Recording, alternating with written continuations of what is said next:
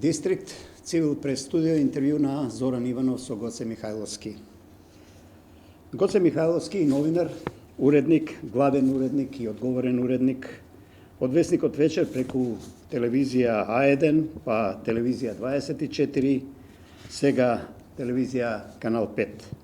Затоа, како до тука и како од тука, еден од прво поперспективните, сега веќе зрелите македонски новинари, тој самиот натаму по нешто за себе во ова интервју.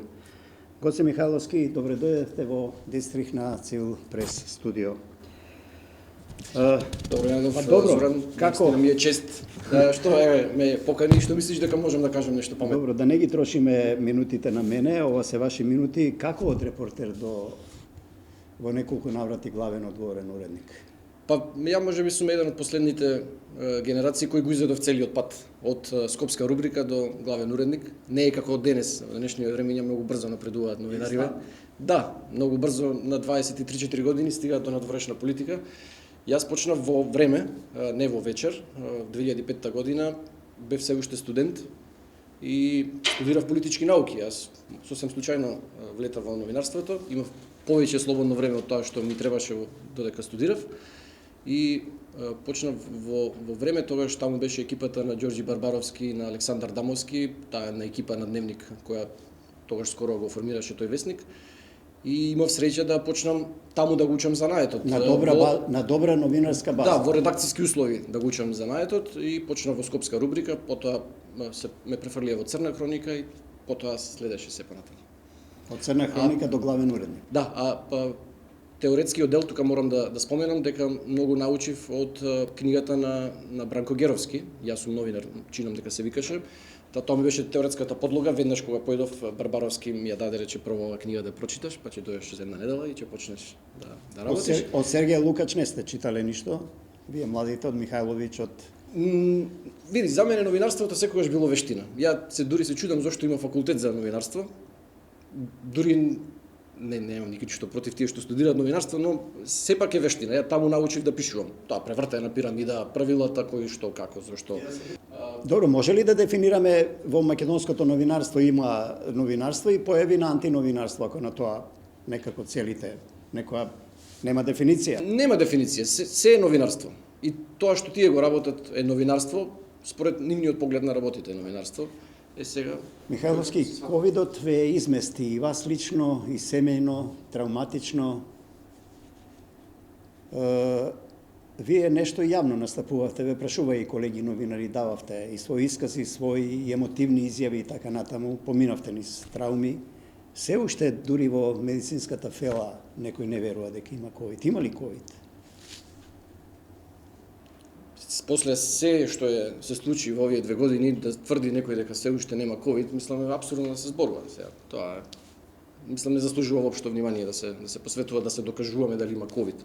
Кога јас се разболев и моето семејство, тогаш навистина постоја дилеми кај многу луѓе. Имаше и кај мојот веќе покоен татко кој за жал го почина од таа болест, а многу не веруваше тогаш на почетокот. Ја му апелирав, тој беше матичар, му велев, имаш чести контакти со луѓе, ставај маска, држи дистанца. Не, ништо, тоа не е. Она наше традиционално, нели? Да, класична македонска работа. Кај мене беше најголем проблем што се уште тогаш имаше голема стигма, значи ја бев стигматизиран, значи јас и моето семејство, не само јас. Значи тоа беше како на времето, знам во Прилеп, јас сум од Прилеп, знаеш и ти знае и поголем дел од јавноста, кога се појави човек што имаше сида, и тој беше така буквално стигматизиран. Со 2 дечи. Овде беше слична ситуацијата. Потоа ми кажува како во влезовите тоа кога јас ќе поминам, па после мене малтере поминува цела екипа за дезинфекција и јас веќе кога шетав бев со негативни резултати, но стигмата остана долг период. Имав еден соговорник овде во Дистрикт неодамна кој зборуваше врз основа на една анкета дека македонските граѓани генерално малку веруваат во повеќе од 68% не веруваат во ковид. Не знам како може да не веруваат, повеќе од многу луѓе се 80% веруваат во некакви заговори светски, дека некој управувал со светот.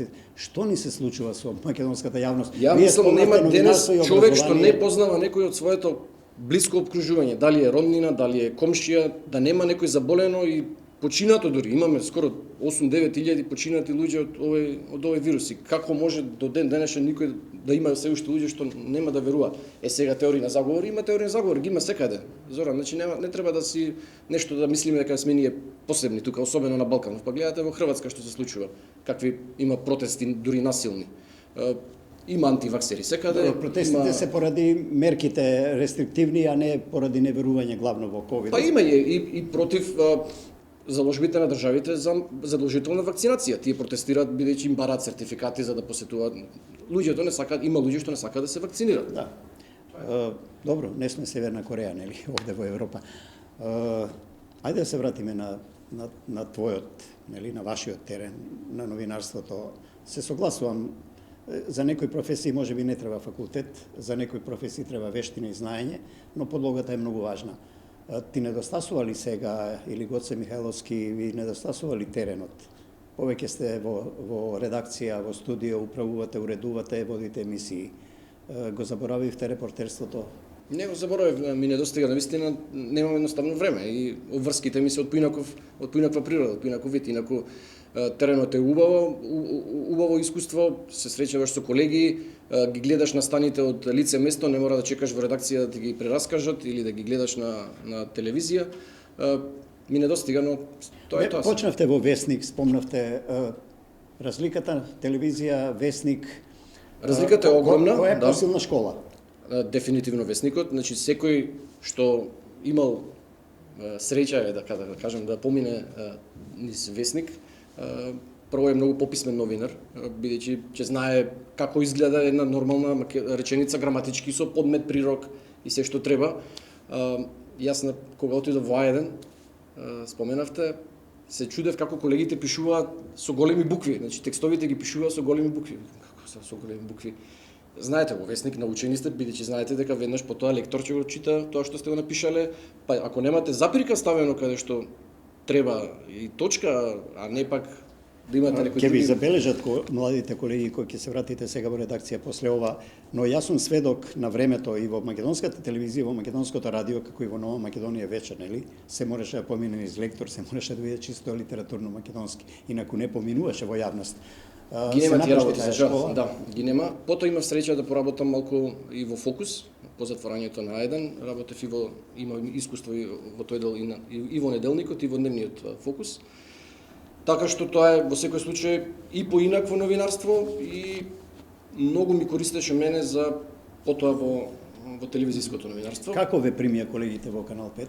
Во ред е, функционирате? Тешко е да се менаџираат карактери? Па јас имам среќа таму да имам генерално млада екипа, која па од мене учи нешто сега, колку имам јас скромно знаење, сега не дека сум јас далеко сум се уште од некоја новинарска величина, но тоа што сум го стекнал во овие 15-16 години. Да, ама да не бевте тоа, не ќе бевте сега во Дистрикт. Да, веројатно, да, немаше да бидам. Да не бевте величина. Добро, веројатно, да. Своја, 16-17 години е зрела новинарска возраст. Да, и за моја среќа или несреќа, многу турбулентни години беа овие 15-16, ова ми е мене шести медиум каде што работам. Немав прилика да имам континуитет, беа сплет на околности, знаете, ајден се затвори, повеќе беше не по моја желба, отколку по моја желба, но ете. Станувате се попознат во јавноста и по се погледаната само интервју. Ваша е уникатна емисија, авторска, како што се вели, нели, популарно.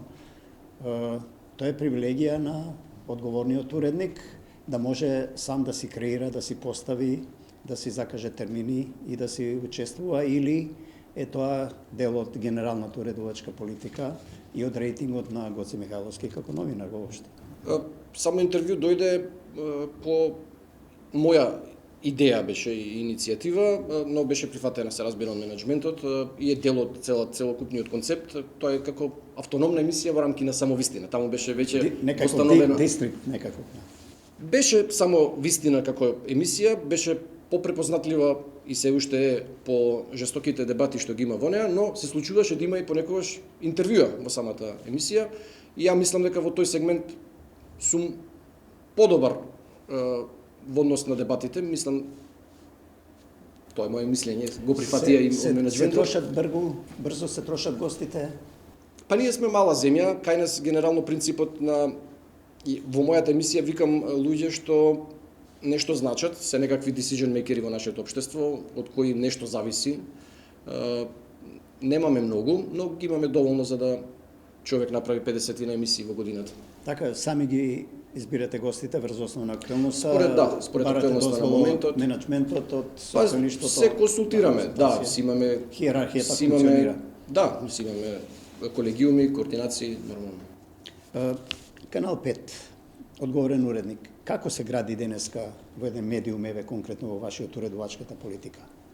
Како се гради на дневно ниво, на неделно ниво, или прво на месечно ниво, да не речам генералната политика, па надолу до дневната? Ја имам среќа се во моментов што Канал 5 е телевизија во која се почитуваат професионалните стандарди и имаме максимална дозвола да обработуваме теми за кои сметаме дека треба да ги обработуваме, во кои има јавен интерес. Телевизијата не е ниту за некого, ни против некого, значи се определила да биде да речеме условно на средина, да не зазема страна во општеството, ова поделено општество во кое живееме, да понуди плурализам максимален на ставови од сите засегнати страни. Сега тоа не е моја заслуга, тоа е во приватен медиум, се разбира најголемата заслуга за поставеността на медиумот се има собственикот. Па се ако вас ви одговара, работи тако, не ви одговара, си барате шар. Каде е македонското новинарство денес?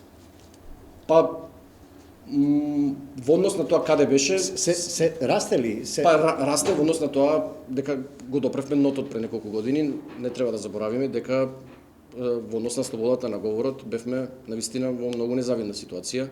Медиумите беа под навистина жесток притисок. Сега не дека во денешно време нема обиди на еден или на друг начин да се влијае, но тоа е далеко тоа што беше пред неколку години и таа слобода што имаме, се разбира Што треба мисли да е. Михајловски, умее ли македонската новинарска јавност да ја цени таа слобода? Па се тоа индивидуално е. Веројатно овие што не фатија од тоа лошото, или имаме ни синдром на тоа кратко памтење, па некои веројатно ќе заборават. Сакам една симбиоза да направам помеѓу претходното прашање за каде е македонското новинарство и уредувачката политика. Се има впечаток, може би јас грешам, може би сум пресубјективен, дека македонските медиуми, мејнстримот, главните, највлијателните, како што и телевизија Канал 5 и другите, нели, се повеќе наклонети кон опозицијата. По дефиниција, власта треба да се критикува. Нели мисли дека премногу се форсира опозицијата за се и се што, за секое соопштение во јавноста, за секој потек?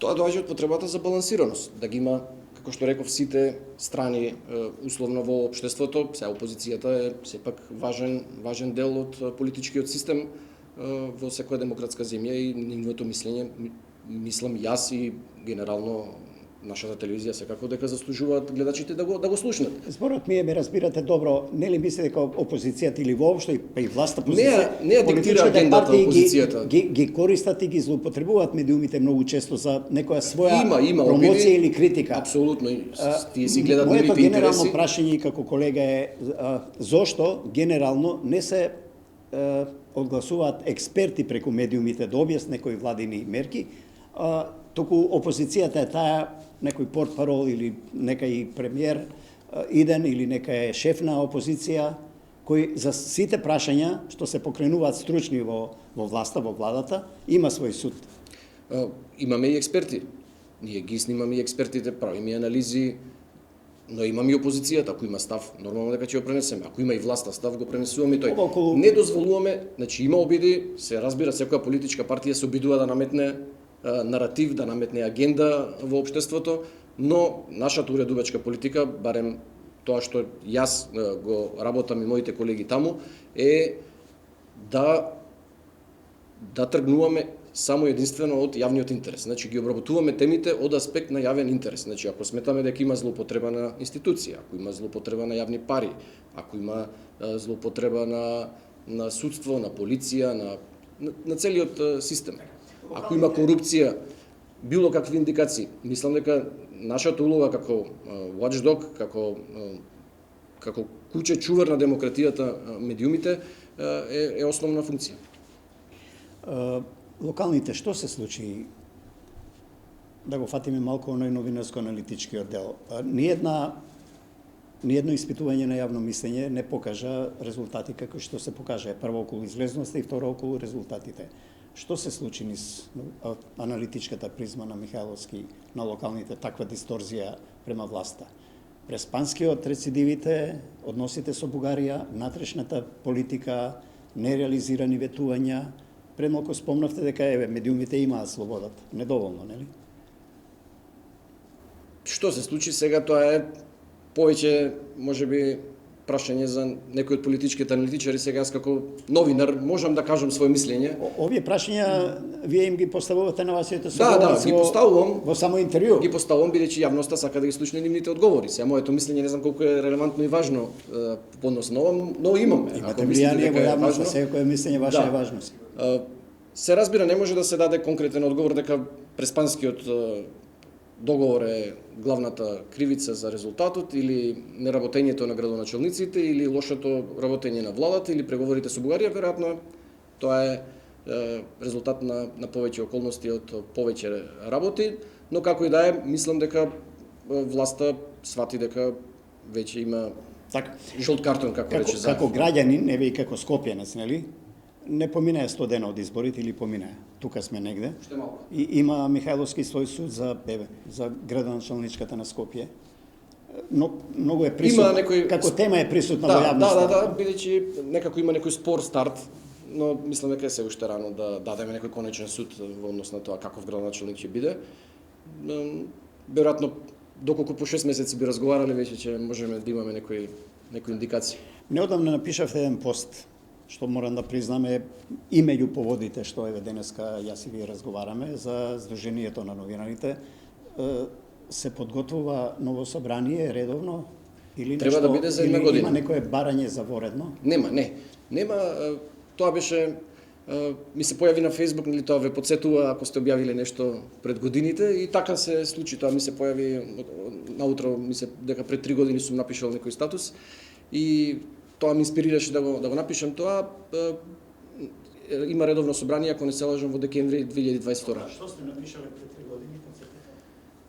Пред 3 години напишав дека тоа беше скандалозно собрание според мене што се случи. Јас сум вклучен во тие околу активностите на ЗНМ 10 години, може и повеќе. Знаете дека ЗНМ беше на многу ниски гранки таму до кај 2010-11 година, кога така раководството се бирало во некои хотели, ќе седнат 10 новинари, ќе се договорат овој да биде председател, овој генерален секретар и слично, и го допре дното ЗНМ, и тогаш имаше една иницијатива за демократизација и да се популаризира ЗНМ меѓу сите новинари. Тогаш, ако не се лажам, мислам дека УСАИД даде сесрдна помош за тоа и беше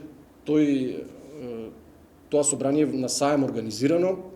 Беше стварно 500-600 новинари, цела Македонија имаше. Во демократски амбиент? Во целосно демократски амбиент. Како сега Социјалдемократскиот сојуз што избира председател, веројатно, нели? Во целосно беа и тогаш медиумите беа поделени. Едни биле во Моровски, други биле Сада Самовски, едни биле вакви такви.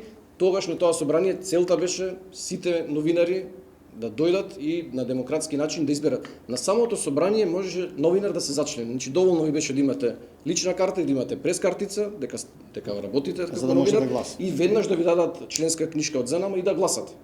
Тоа е нерегуларноста. Не, тоа беше 2011 година. Не ве разбирам, тоа беше демократија или нерегуларност? Тоа беше демократијата.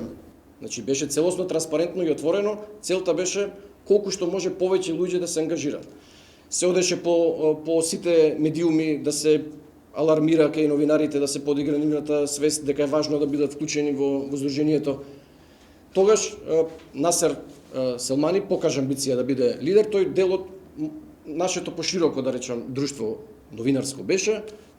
За заслуги за неговиот избор тогаш има огромни Столе Наумов и Горан Трпеновски. Горан Трпеновски беше негов уредник. Насер Селмани беше новинар во политичка редакција во Вест.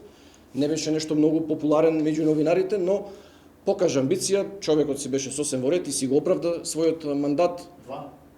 Вториот мандат буквално се прошета, но и за вториот мандат ЗНМ организираше во сите медиуми посети да им се каже на новинарите дека ќе има собрание, кој сака да си го ажурира членството, кој не е зачлен да се зачлени, да земат активно учество во собранието.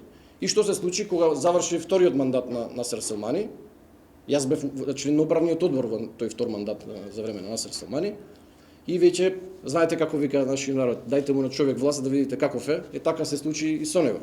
Значи, едно што ние, што бевме погласни, бевме маргинализирани целосно во управниот одбор, не бевме за ништо информирани, се случуваше став на ЗНМ, јас да слушнам, да прочитам од соопштение, дека ЗНМ, синдикатот и не знам кои се договориле да имаат став за некој прашање, таков и таков, а ниту тоа е изграден на седница на управен одбор, ниту некој не прашал.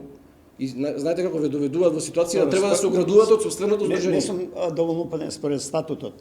Председателот ја представа организацијата, веројатно за некој бенигни работи може да изрази став без да свикува седница. Така е, но генералните ставови треба да се градат во рамки на здружението ни сите органи. Тогаш и се уште е многу актуелна дебатата околу законот за аудиовизуелни услуги кој се уште не е донесен. Тука беа генералните разидувања во политиките што но тоа не зависи од здружението, тој закон.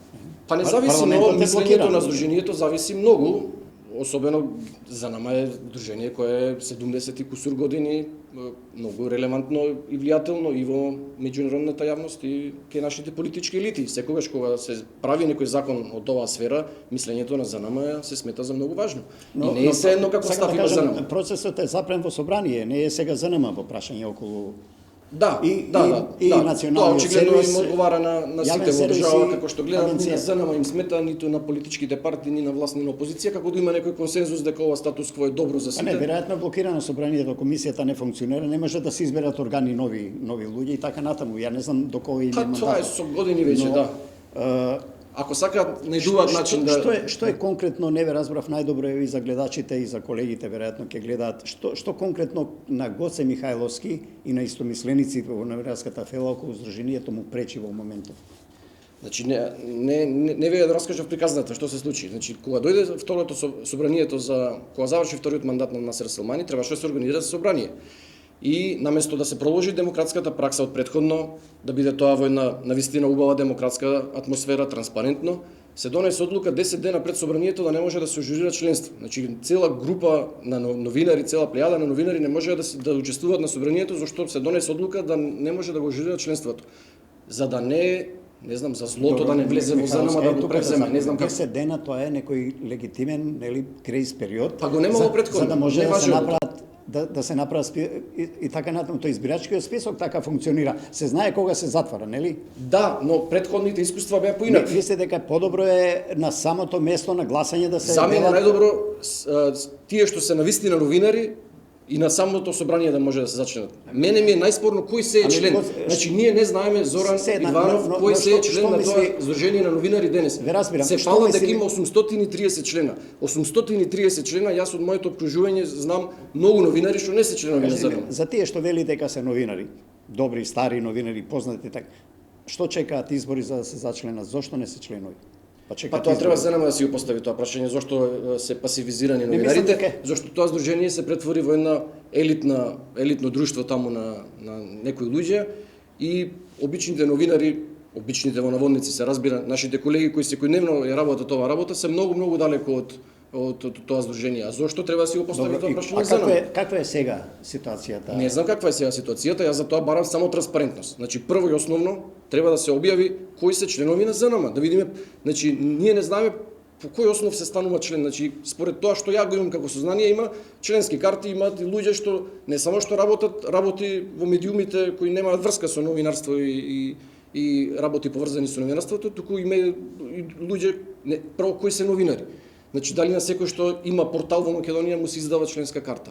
Значи беа суштински разликите. Значи моите разлики со Насер Селмани и неговите политики беа во однос на порталите, регулацијата на порталите и беа во однос на финансирањето. Но тоа ни државата не може да го реши. Уште не е регулирано со порталите. Па не, јас мислев и бев на став и ЗНМ според мене требаше да биде на став дека порталите треба на некаков начин да бидат регулирани. Па ако има импресум, Ако е веќе- регулиран, ако нема импресум, е див. Да, но и да много има елементарна импресум, работа. да, и да има импресум, се случува на суд да отидат луѓе да тужат за клевета и судот вика во закон за медиуми порталите не се наведени како Да, медиум. но има граѓански тужби, се знае кој таму Значи собственик на тој уредник. оставено е на судот. Значи судот некој ги прифаќа, некои тужби, некои не. Ако претендираат да бидат медиуми порталите, сериозно. Ако е навреда и клевета, Треба судот да се бидат- прифаќа по граѓанска основа, тука не е спорно. Не знам тоа. зошто е спорно да бидат, ако може телевизиите, радијата да бидат регулирани, зошто да не бидат и порталите регулирани? Не разбирам што е спорно ако се работи според професионалните стандарди и според Кој етички. се противи на регулација на... Па не знам, ЗНМ се противи од не знам кои причини.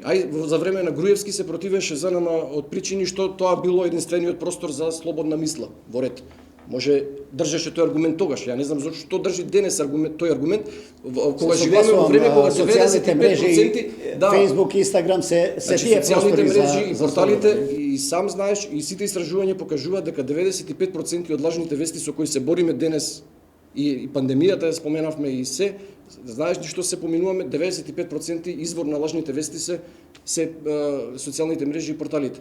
И сега ние демек ништо не правиме. Меѓутоа, вие во најновиот пост сега, или репринт, како велите, по неколку години, но во оригиналот не ви стоел, спомнавте и некаква ревизија. На што мислите? На што мислам, ако нема ништо таму лошо, нема зашто некој би се грижал. А зошто Ревизија е нормална работа која... Зошто Михајловски спомна ревизија?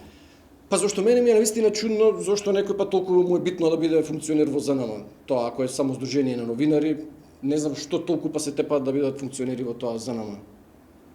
Ама јас колку што знам во последната година, сега мислам дека на сајтот на ЗНМ дури ги нема тие извештаи за финансиското работење од последниве години.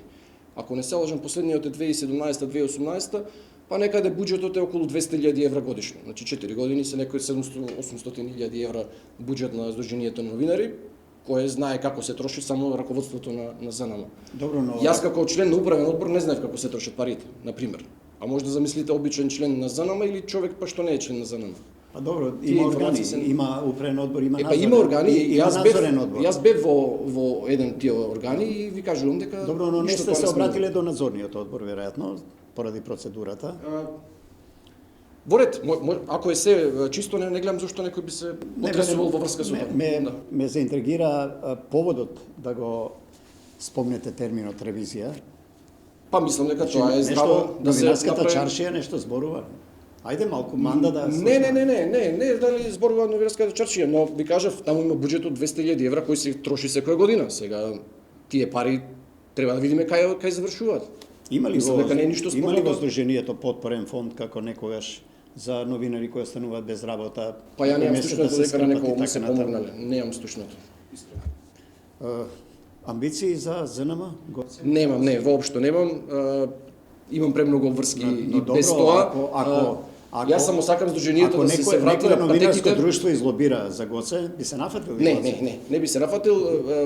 И не сум ја како политичарите да велам не, па значи ние сме сосема друга фела и мислам дека и мене ми е најмногу поради тоа. Значи ние кога бараме одговорност и транспарентност од општеството, од институциите, од политичарите, па треба да се тргнеме прво од себе си. Значи не може да бараме ние да бидат транспарентни институциите, а нашето здружение да биде нетранспарентно и сите со главите како ноеви во песок да чутиме дека ништо не се сега случува. ќе ми дозволите да бидам малку груб. Ако 10 минути овде или 8 минути зборуваме за Сдруженијето генерално, како тоа функционирало и како функционира сега, во кое Гоце Михајловски со право, нели, или со помалку право е незадоволен и вели не сака, нели, не би се кандидирал за Немам време, имам за премногу прва обврски функција. и слободното време сакам со семејството да си го поминувам, имам детенце мало, имам семејство и навистина да е живо и здраво и да дека е расте здраво во и живо среќа. и навистина немам време за ЗНМ сега. Ме прекинавте за да не поентирам во прашањето, но ќе ми дозволите, ако е тоа така, зошто тогаш толкава критика без можност или порив да се нафатите да исправите некој нешто што не функционира? Па тогаш јас отворено застанав зад Столе Наумов неговата кандидатура. Не сум само јас во Македонија, има новинари кои мислам дека имаат сосема солиден, огромен капацитет да го вратат ЗНМ на патеките на кои Во што две-три треба. реченици, како треба да изгледа да се скоцка, што велиме Сдруженијето главниот порив на тој статус ми беше да се ја поврати и кондицијата и силата и енергијата. Да, мислам дека што е најважно, ако има реална волја и кај сегашното раководство на ЗНМ, да, јас разговарам деновиве со претседателот така. Мислам дека сега треба тие работи да се направи темелна подготовка, да не се обидат пак на шверцерски начин да поминат собрание следната година за реизбор или да си предложат нов кандидат како што тоа се случи 2017 година. Значи, според мене треба да се направи темелна промена на статутот. Значи 830 члена имало ЗНМ сега. Реков не знаеме кои се. Прво треба транспарентно да се знае кој се е член на ЗНМ. Како станал член на ЗНМ. Второ, не може да се избира сегашниот претседател на ЗНМ, кој патем ми беше долгогодишен и уредник и соработник, од кој многу сум научил во новинарството и не е ништо лично, ако мислите дека нешто лично е некаква битка. Беше избран со помалку од 100 гласа, ако не се лажам, на собранието. Значи не може да се избере раководство со ако има 800 члена со 100 гласа. Значи ги нема членовите седат дома, не им се излегува. И се што правим? Има во денешно време технологија, има мејл, има гласање по Skype, има навистина многу начини на кои може да се допре до гласот на новинарите, на тие што сакаат да се го искажат својот став, да кажат како го замислуваат. Понатаму треба да се направи темелна реформа на останатите органи на ЗНМ. Значи не може управниот одбор да нема управниот одбор сега нема ниту еден представник на медиумите од внатрешноста. Добро, Михајловски, има ли енергија? Има ли енергија новинарската фела е преку Сдруженијето на новинарите ова да го направи? Има ли мотив, има ли порив? Не знам, ја можам да кажувам за себе си. Ако има некаква иницијатива, јас сум подготвен да кажам тоа што мислам дека треба да се подготви да биде подобро. Па за една година треба да биде. Декември 2022. Има сосем доволно време, ако има иницијатива, ако има волја тоа да се направи. Спомнавте дека не имате амбиции за прв човек на Сдруженијето. Малку новинарската, дозволете ми ја да шпекулирам чаршија, ве спомна дека мотивот на Михајловски за сега да реагира за околу Сдруженијето, веројатно некои лични амбиции. Но одговоривте на тоа прашање. Да ја прашам, во Манда има добра кадровска база. Од таму ли може да произлезе наредниот кандидат? Зашто да не, Столен Аумов е ето таа има фамозна Манда, фамозно Манда друштво, иако тоа е многу отворено друштво и ти си имал прилика да бидеш да пиеш кафе со нас таму, не е дека тоа е некоја, не знам, масонска ложа или некакво, не знам, какво затворено здружение. Сакав да речам, споменавте дека во чаршијата се говори дека мојот статус ја дури се чудам кај предизвикал, никој сите го премолчија тоа. Единствено вие ми се јавивте, еве го искористивте тоа како повод да го актуализираме прашањето и ми е навистина драго и затоа со драго срце го прифатив. Ме прашаја повеќе ваши колеги, Гоце ќе види. Ниту некој коментираше на статусот, ниту некој го пренесе статусот. Амбициите се легална и легитимна работа. Не, но сите некако кога станува збор Јас малку забележувам кога премногу критикуваме нешто за што можеме да помогнеме, а некако како каргаме ли од страна, нели? Така е. Затоа сакам прво да се тргнуваме од себе си. Значи, да си тргнеме, значи не можеме ние да мижиме за нашите проблеми. Значи, ние прво треба да си бидеме, да си грешиме нашите проблеми, така е, да си го расчистиме својот двор, па потоа да коментираме за останатите. Каде натаму Михајловски во кариерата? Во новинарството, во државна администрација? Споменав дека многу бурни ми се овие 15-16 години, сега веќе 4 години сум во Канал 5. Ете, имам емисијата Само интервју, трета сезона е веќе. Уредник сум на вестите исто така. За сега немам некои планови за некакви промени, но динамичен живот. Не можам да врнете политички фаци, нели ги имате. Да, сега во четврток ќе завршиме со председател Пендаровски, да. Не мора да одговорите директно, нели, но од некој од нив, од некоја политичка средина покана за некаде за нешто, за државна функција? Не. Немало. Знаете, ја не сум од оние новинари што ги осудуваат своите колеги што одлучуваат да заминат од другата страна, водете да бидат портпароли или во јавна служба да работат советници. Тие се многу блиски професии една со друга и ако се работат честно и може да придонесат за транспарентноста за во општеството и од двете позиции. И како новинар, и како... Сега, мене ми е проблематично кога ќе заминат на другата позиција како портпароли, малку забораваат како е да си новинар и со какви проблеми ние новинарите се соочуваме. Има други шефови, нели што е нормално? Веројатно да. И други обврски задолженија. Да, но треба да се борат и таму, да се обидат да го сменат мајндсетот и на политичарите. Значи, констатираме две работи. Гоце Михајловски нема амбиции да биде начело на новинарското здружение и втората е дека останува во новинарството. Така е. Дистрикт Цивил прес студио, Гоце Михајловски, ви благодарам. Драго ми беше.